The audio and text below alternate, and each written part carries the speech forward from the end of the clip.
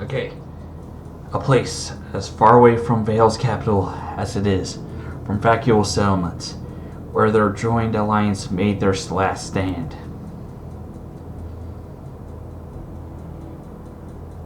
Wham! I awake for a history lesson. School's out, isn't it? I made coffee, everyone. You're way too cheerful so early in the morning. Love.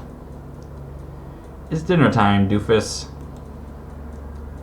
Historians are thought of on how exactly the battle of Venondrodom ended, but they all agree on how we got there. The joint forces of Atlas and Mistral showed themselves superior in number, tactics, and technology time and time again. To their shame, the royals of Vale had fled west over the mountains towards the allied land of Vacuo. That remained of their forces, leaving Vale citizens to suffer under occupation. But before crossing the desert, they stopped at Vodronum and started building fortifications. Why would they do that? It's unclear who came up with the idea. Most credit to the King of Vale. Grandpa. Also unclear are the reasons. Most probably it was because they knew that they would be just putting themselves in a long siege. Atlas flying machines had already braved Vale's mountains. They would conquer Vacuo's desert too. Others say that it was their plan all along, lure the bulk of the enemy armies to a place where they could unleash their secret weapon. Well, why would they use it when they used it earlier? Yeah, the details were never clear. Only the stories remain about how King Torsen won the battle with a single swing of his sword. Anyway, the facts are there's a ridge on Vernondronums with walls so perfectly it looks like cut with a blade, and it saw the biggest loss of life of the entire war. 2/3 of people who died in the Great War died in Vernondronum. Everyone immediately sued for peace after the battle was won. It was a massacre. There's no two ways to say it nicely, and most of the bodies were never recovered. What? Why? Simply put, there were not enough men or resources. Everyone had their hands full taking care of the living, injured to nurse, nations to rebuild, treaties to draft, and a monarch abrogating. Grandfather, did you act out of shame?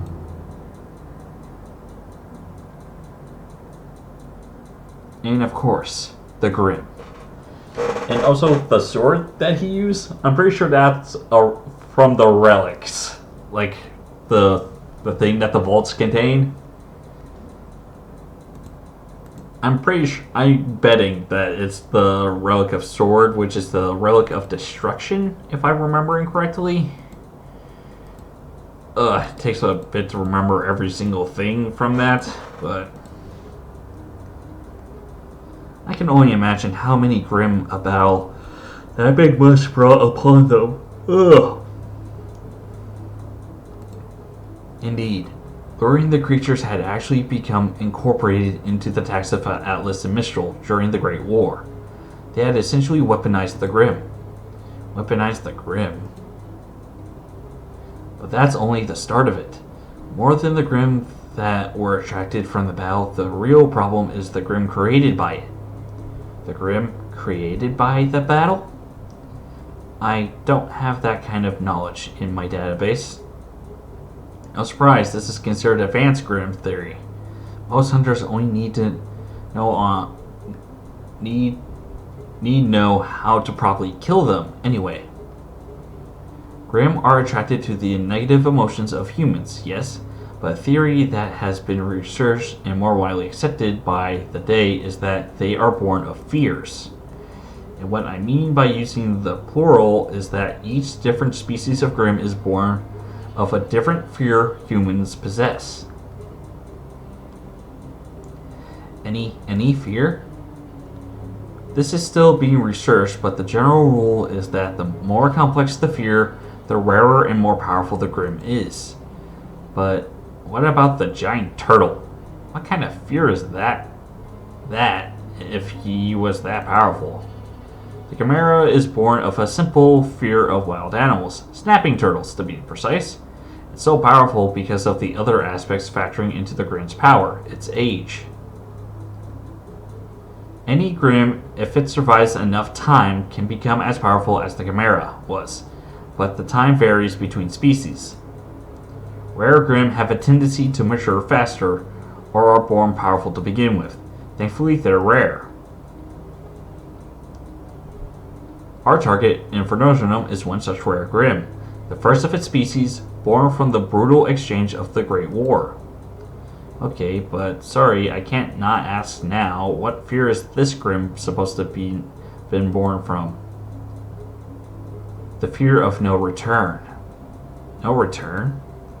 A wise man once said humans become civilized when they started burying their dead, because a burial is a rite of passage and reconciliation as much for the living as it is for the dead.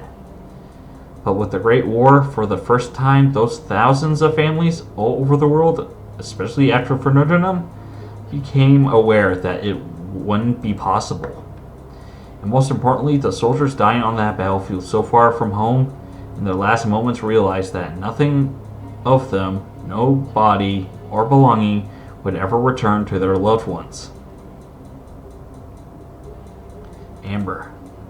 And it was that concentration of dread that gave birth to the Grimm species known as Keris. Is that our target? The reason you want to go to Infernogenum for? No. The Keris are tricky opponents, but still nothing as well-prepared full-fledged hunter can kill. Nothing did her. Revenge. She's doing it for revenge.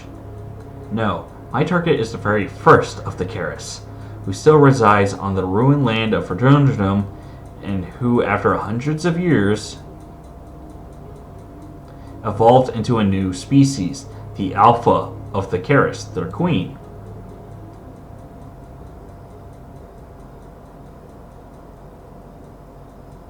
The Nyx.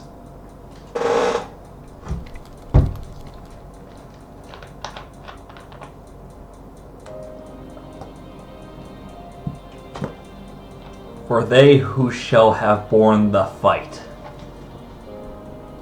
I just opened my window. Hopefully my talking doesn't bother anyone inside. You could have woken me up. You were sleeping way too peacefully. Would have been a sin to disturbing it. Also, you needed the rest. It's just a missed call. And a couple of messages. Silly boob. Regret. How could I ever regret it? Indeed, how? Anyway, hope your batteries have recharged enough for tomorrow. Of course, so all we need to do is pick a mission that leads us to Mount Glen, right? Yes, but I wonder if it will even be available to us. From what I could assess from the network, Mount Glen is considered a dangerous zone, with very little in the way of things of interest to normal people. So my guess is that the only mission taking place in such an environment would be Grimm extermination and or Grimm presence evaluation, when such areas are not usually open to first years. Oh, no worries. We'll make them available. And how exactly? We could just ask.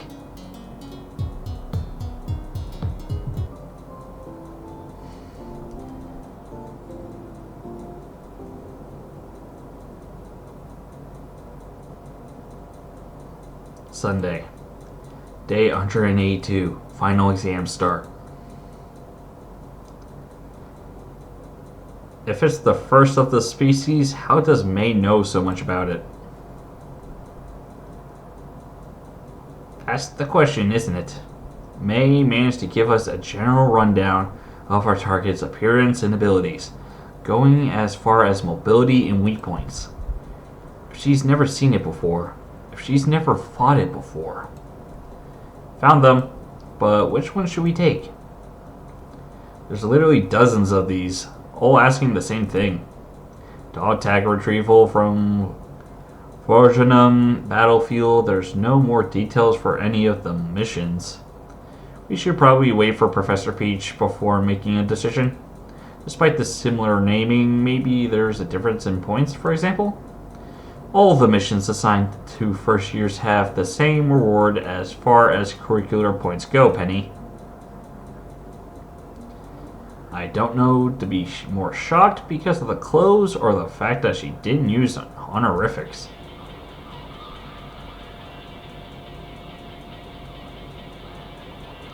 Because of how she acts and the way she's dressed, we tend to forget she is a hunter, isn't she? Professor... Just Peach from now on. And until we finish the exam, everyone. There's no classroom where we're going. There's only the mission and the enemy. And before being a professor, I'll be your commanding officer. And speaking of the mission, you're taking all of them. All of them? There's not a single mission in that list that could make up for an entire semester of school. So yeah, you're taking all of them. All of the dog tag retrieval missions based in Fernandrinum. I mean, we wouldn't need that many, but if all goes as planned, we might as well get some cash flowing into your accounts, students. I guess it is logical. As you say, Professor. Good. Once you're done, we'll head to the landing and wait for a bullhead to be assigned to us in May. She already grabbed one mission herself. Will give us time to say goodbye too.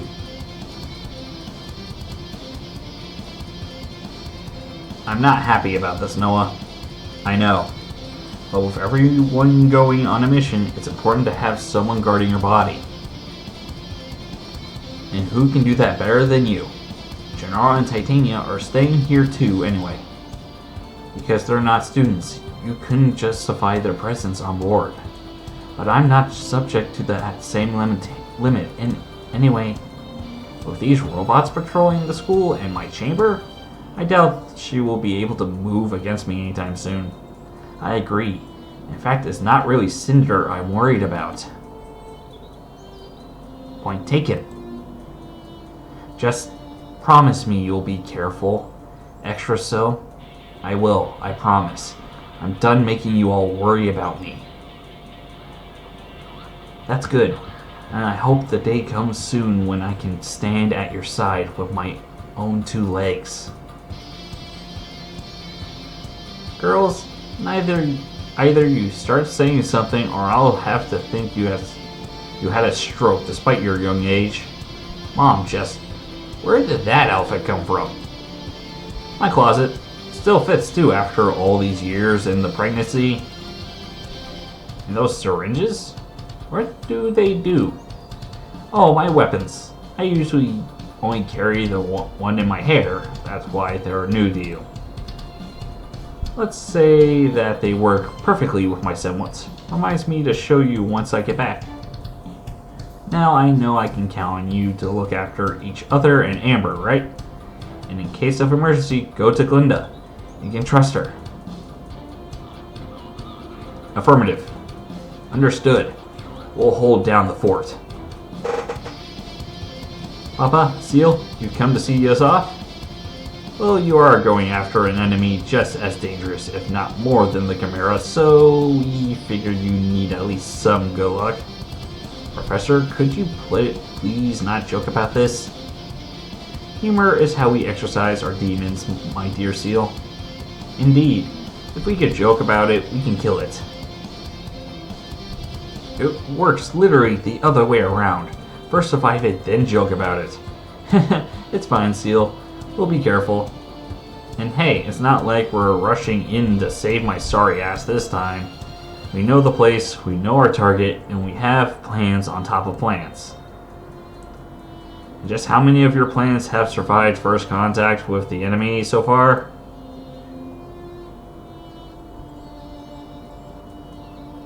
What's with the long face? Second thoughts?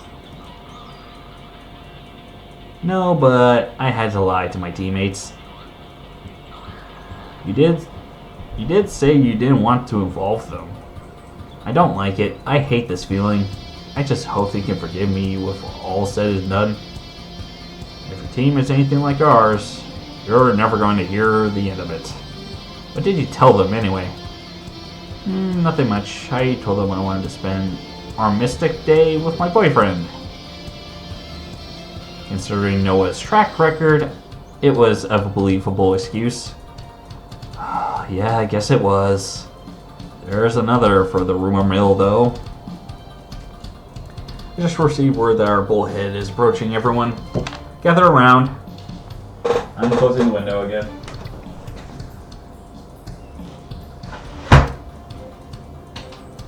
Ah.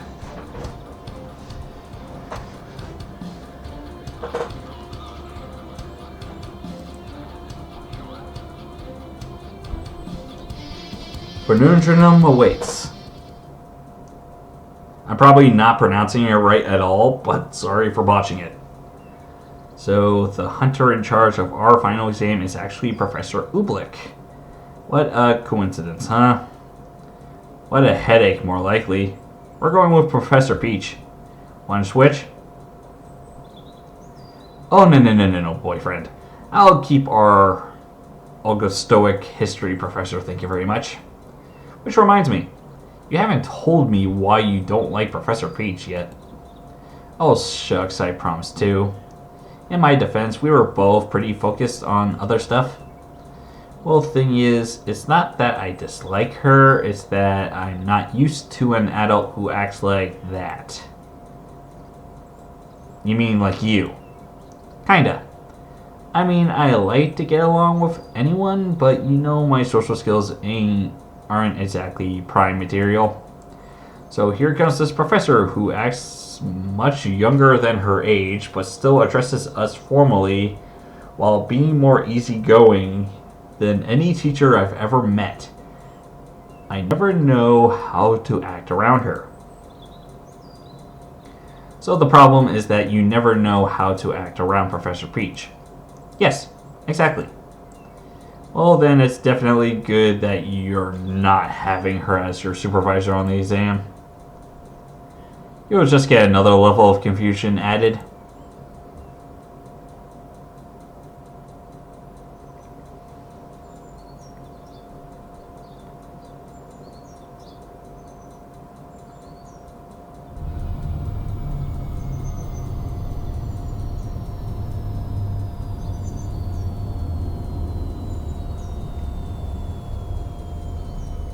One thing to keep in mind, this camp is the only place in Forgenum where long-distance communications work. We'll have no problems with our short-range comms, but communication with people back home will only be possible here. Well, that's a good start. Why? If I had to formulate a hypothesis, I think it has something to do with the high concentration of dust in the air. Yeah. Even 100 years later, there's still enough residual dust in the air over Forgenum to render the network unusable. Figures. May I suggest keeping our activities tied to daylight hours? Agreed. The Keras in the Nyx are nocturnal, as you said, so it will be much safer to look for their lair in the morning, when they're inactive. What about other Grimm? He may upon a wandering one or two, but Grimm mostly stay clear of Forgenum. No humans to attract them, and the Keras are highly territorial. Without saying anything of the Nyx, anyway, we should start unpacking. A moment, if you please, May. Before that, I'd like you to do something else. Envelopes? What are those for, Professor Peach?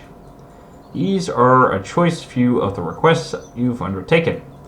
Usually administrative support just issues any personal details, but I thought it would be important for you to read at least one. I've already gone on mission before. Training mission, indeed. But if you never actually received a mission commissioned from an actual person, have you? Right. So I want everyone to pick one and then read it alone. Okay. I wonder what all of this is about. Professor Peach is holding the 5 envelopes as one hold a hand of playing cards. Evelyn goes first, grabbing the second one from the right. Then it's Jack's turn. She grabs the one at dead center. Then I decided to go next. I picked the first one on the left, from the left. Penny goes next. May seems already reluctant to grab one for some reason. We all head in different directions since Professor Peach wanted us to read these on our own. Different spots of the camp.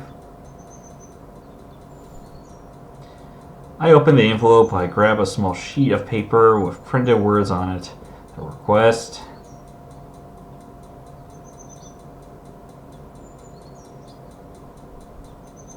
Darn it. Armistice Day is also my mother's wedding anniversary. A cruel twist of fate that on the same day the world would celebrate the end of the war, my mother would be reminded of how she had lost the love of her life who never returned. We know he was at Fordrenum. He said as much as his last letter to her. We know most of the corpses were never recovered, and us being Australian on the losing side of the war didn't help matters any. They were separated in life and couldn't be reunited even in death. I know this is probably a long shot after all this time, but we liked if someone could bring back my father's wedding band, so we can finally reunite them in some way, give them peace to their souls.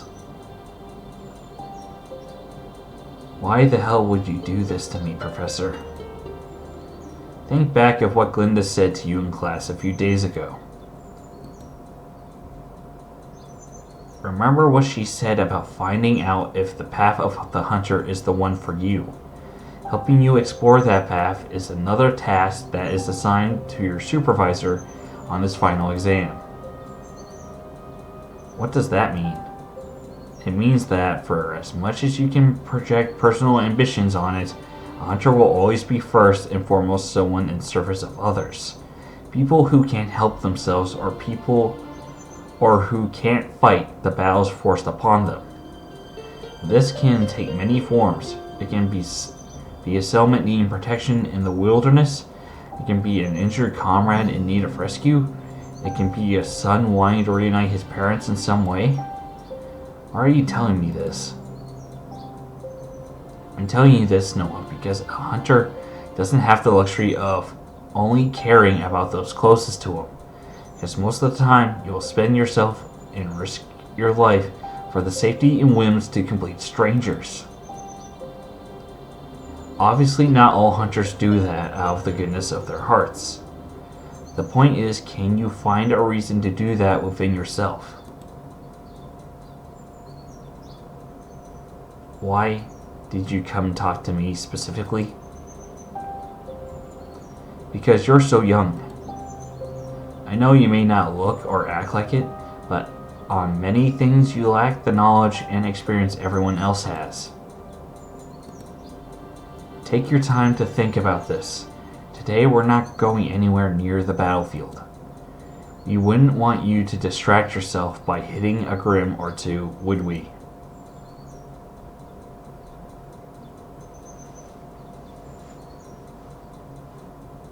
So young. I'm literally 6 months old. Like, what? Sean, I'm going to kill you.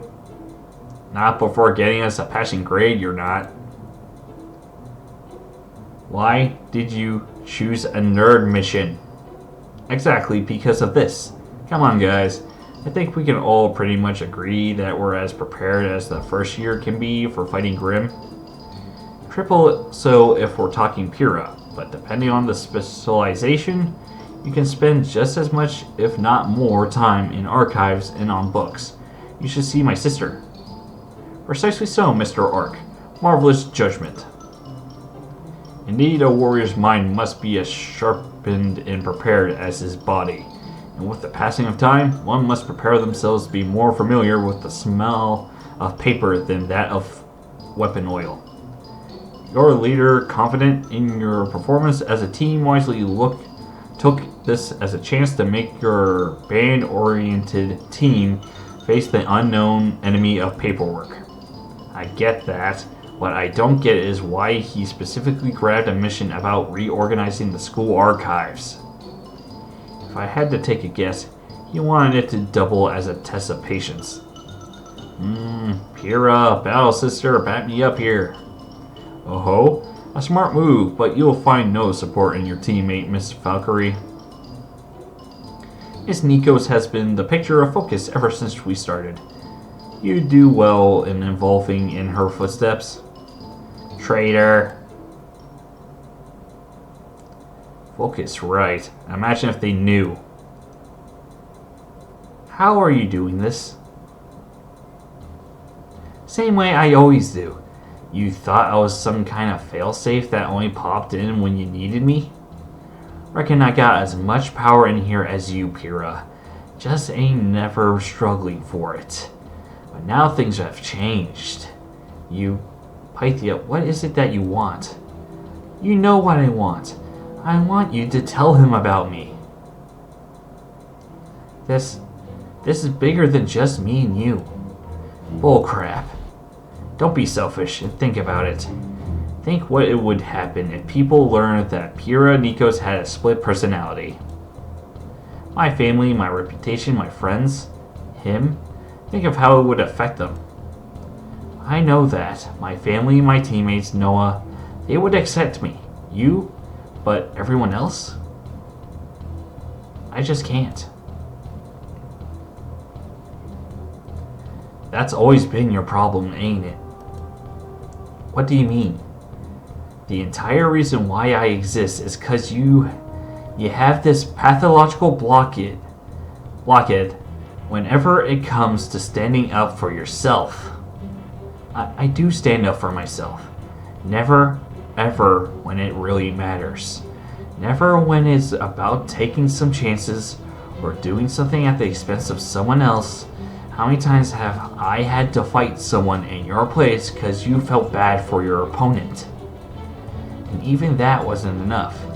You went and enrolled in a hunter academy as a way to flee from having to keep doing that. So don't give me that bullcrap about this being bigger than you and me. It's always ever been about ye. All you needed to do to nip this in the bud was say, Daddy, I don't like fighting other people, or Mommy, I don't like the voice and diction classes. This is all on you. It's your mess, and I'm presenting you the gosh darn bill. You're not presenting me nothing. You have no control unless I give you some. Don't I now? What? You should check your notes. Just saying, don't go believing the invincible girl thing now, Pyrrha. We both know it's just marketing.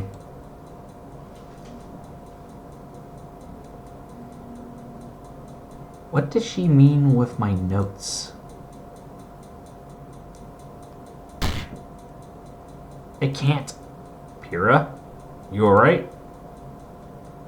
Yes, I'm sorry, just paper cut. Serves you right. Yeah, I guess so, huh?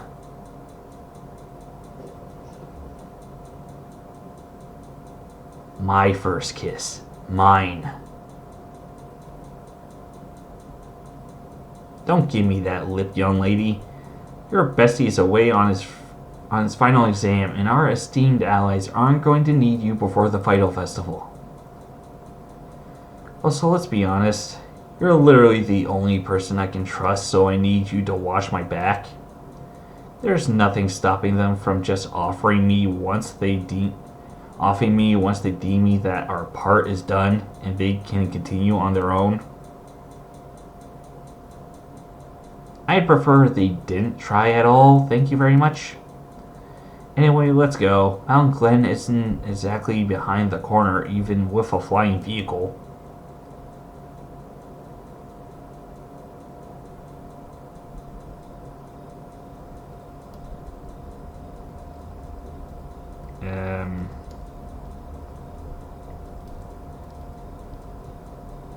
So, who wants to go first? speaking of which, I'm going to end this session here. I know this is a bit of a cliffhanger. I didn't want to be like this, but it's 9:30. I'm tired. This session has been pretty long as it is. I'll end this part here in this session here. Then I'll continue off tomorrow. Hope you guys have enjoyed this The Anime Aoi signing off. Leave a like and subscribe, and see you then.